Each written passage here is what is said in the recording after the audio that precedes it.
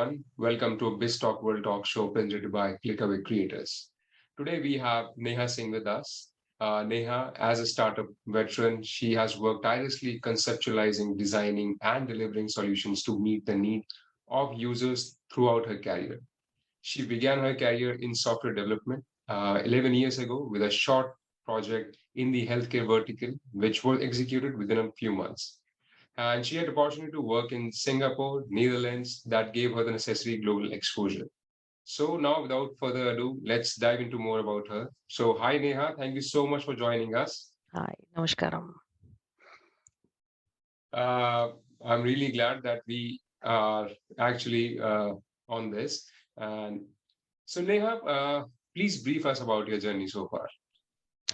Yeah, well, so about my journey, so it's been pretty fun, exciting, interesting. I've had the opportunity to work with various kinds of people. I've worked in 3 to 4 countries, which has really added value to the way I view life in general and work in particular.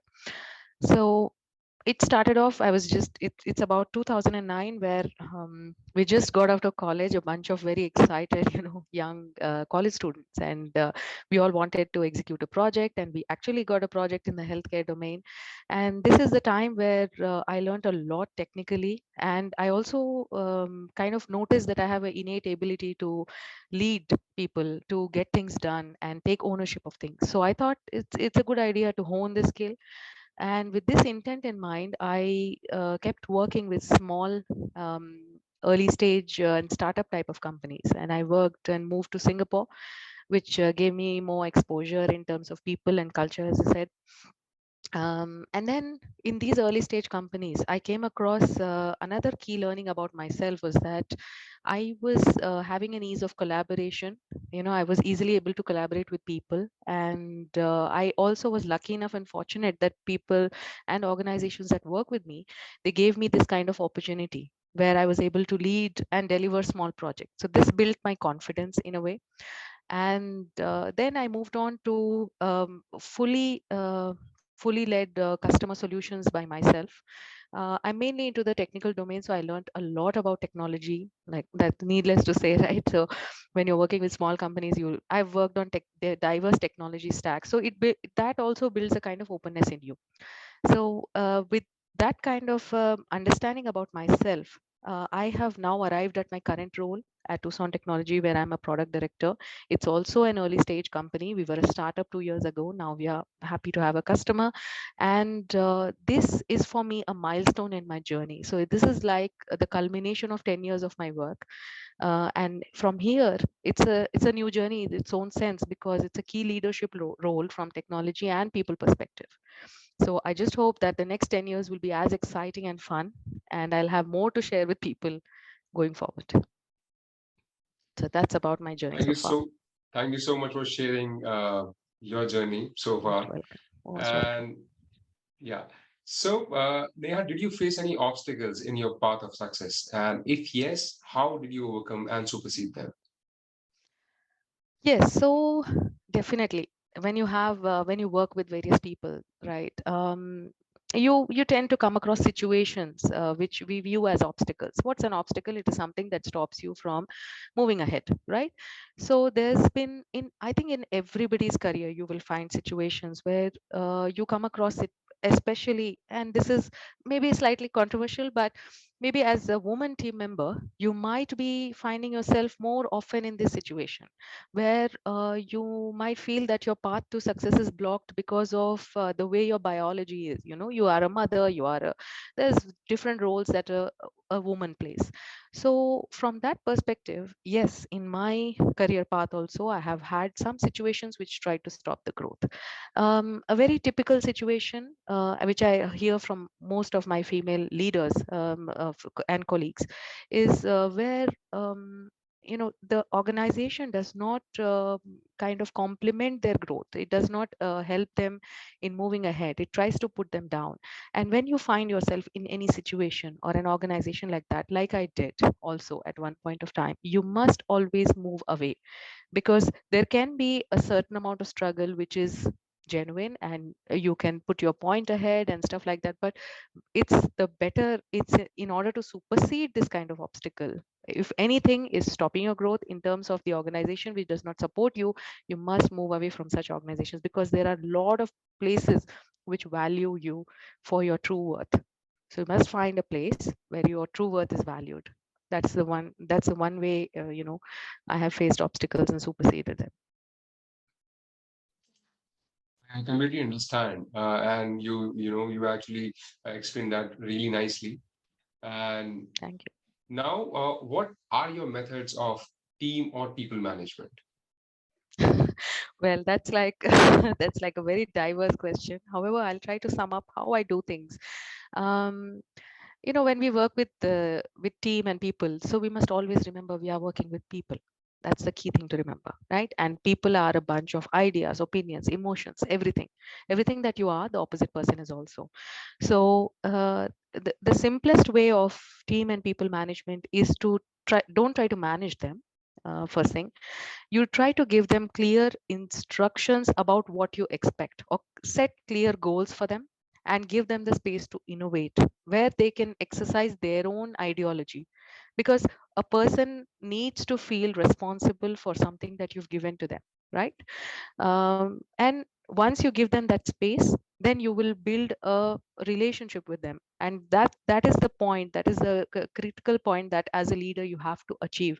You have to build a good rapport with all kinds of people, and then you should also be able to accept openly their ideology. It cannot be that you gave them the space and you do not accept their opinions, right?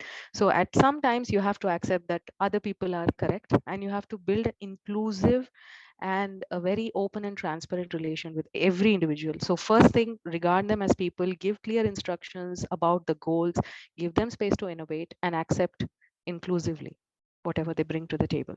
So these are the basic things that I try to do. I assume that is actually the hardest part of managing people.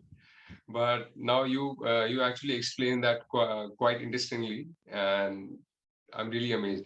And Thank you. what is your time management mantra? Well, I just do this almost every day. So I don't know if it's time management or what, but it has helped me manage my work. So to say, and meet my goals every day. So every day in the morning, the first 10 minutes, what I do at my desk is just make a list of whatever I have to do today, and prioritize on that. What do I have to do today? This has to be done today. And I also make a list of things that I have to talk to people about. Right? These things have to be talked about. These things have to be addressed. And from both, I try to have at least 5 things done today, and whatever is the least priority goes to the next day's list, and that's how cumulatively it builds. But that is also a little bit of product management that I bring to time management, right? That's how we build products, based on lists of features, and then we reprioritize them. So I do that on a daily basis with a bunch of things I want to do, and I have a checklist at the end of the day. Okay, I've got this done. It's very satisfying and also helps me manage work. So that's what the leaders actually do. As we also read and see in in some articles or journals, that the successful anyone who's really successful in their career, they tend to wake up really early, and that's how they manage their time and start their day. Oh, glad I'm So doing it right. exactly. And now, please briefly explain us how your organization builds product with high differentiation. Yes. So now we are in the market in the new age of disruptive innovation, as you heard, right? So a technology company has to innovate, tirelessly. They have to keep innovating, because there's a lot of there's no um, how to say, there's no lack of ideas. Individuals are brimming with them, right? So the main thing here is that how does Tucson Technology, right, differentiate from its competitors in delivering high quality and high value products? There is only one thing to do this. All the technology in this domain is at least 10 to 20 years old. This at Tucson Technology, we have the ideology to be very very modern with our technology stack, and we empathize totally with what the customer's pain points are. That is one of the key things, or the pillars of our product management, is that we do things that have traction for, and also which are actually going to add value to an end customer's user journey. And from the side of technology, we have invested and we continue to innovate tirelessly on the technology front to keep our technology very modern and latest. So we are into the shipping and logistics domain. We are a shipping resource management system. That's the category of the product that we are in this domain. And there are several competitors who can do some of it, who can do all of it. But the only thing that Tucson Technology does differently is high level of innovation in terms of technology and very, very modern approach of thinking. So that is how we bring differentiation. All right. Thank you so much for sharing such great insight with us. And we look forward to having a chat with you again in the future on some other trending topics in the international business industry.